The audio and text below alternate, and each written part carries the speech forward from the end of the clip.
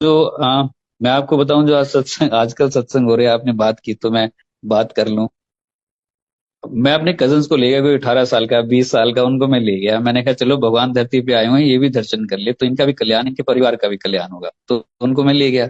वो अंदर जाके मस्ती मुस्ती ऐसे ही, जैसे वो, उनको पता ही नहीं है कि गुरु की अब 18-20 साल में कहाँ पता लगेगा कुछ। और उनको बाहर निकाल दिया। और हम अंदर बैठ के गुरु जी का हमने आनंद लिया पूरा।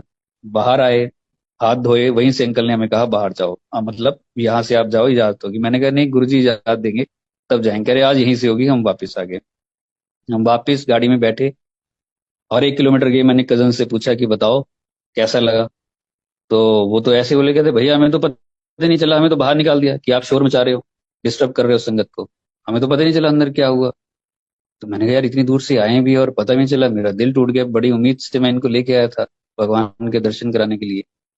तो मैं ऐसे ही मायूस सा हुआ। तभी डॉक्टर प्रीत वहीं थे, उन्होंने फरीदाबाद अपने घर रुकना था उस दिन। उनका फोन आया, कहते गुरुजी कह रहे हैं अभी वापिस आओ, उनको अभी वापिस बुलाओ। जब मेरा दिल टूटा, उधर गुरुजी सुन रहे थे, देख रहे थे।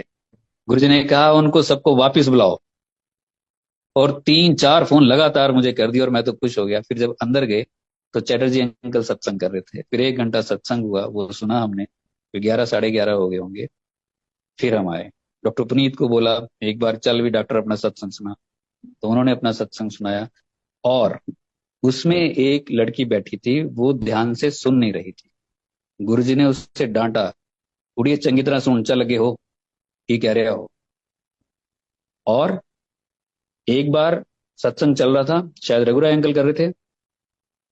3 लेडीज वहां पे गॉसिप कर रही थी, गुरुजी के बिल्कुल गद्दी के साथ बैठ के। आप सोचो, गुरुजी के फिजिकल फॉर्म में, और वहीं गॉसिप कर रही है और सत्संग गुरुजी का रस बरस रहा है। तो गुरुजी ने उनको डांटा, क्या बीबियां वांगू इतने चुगलियां कर रही, चल लगे हो सुन क्या कह रहा है।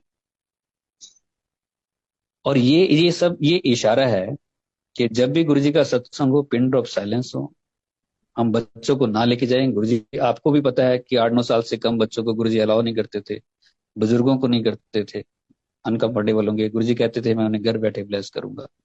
सत्संग जब हो, जो मुझे लगता है, जब शेयरिंग हो, तब लंगर प्रसाद शुरू ना हो।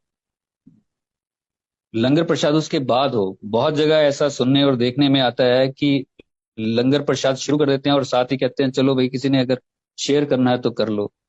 लंगर में ध्यान होगा या गुरु की महिमा बड़ी मुश्किल से सुनने को मिलती है। 10 साल आपको लगे, आपको 10 साल लगे।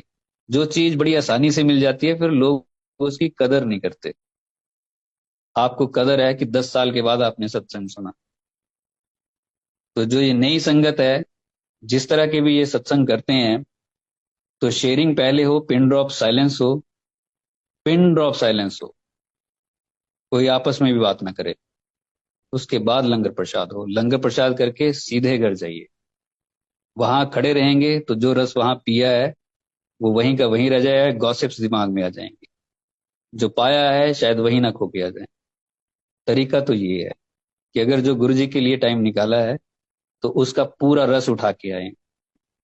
हम बेवकूफ थोड़े हैं कि हम कुछ चीज, कोई चीज खरीदने गए और वहां हम कुछ लुटा के आ गए, फिर तो हम बेवकूफ हुए। कोई चीज अगर लेने गए हैं तो उसे लेके तो आए कम से कम, एज इट इज।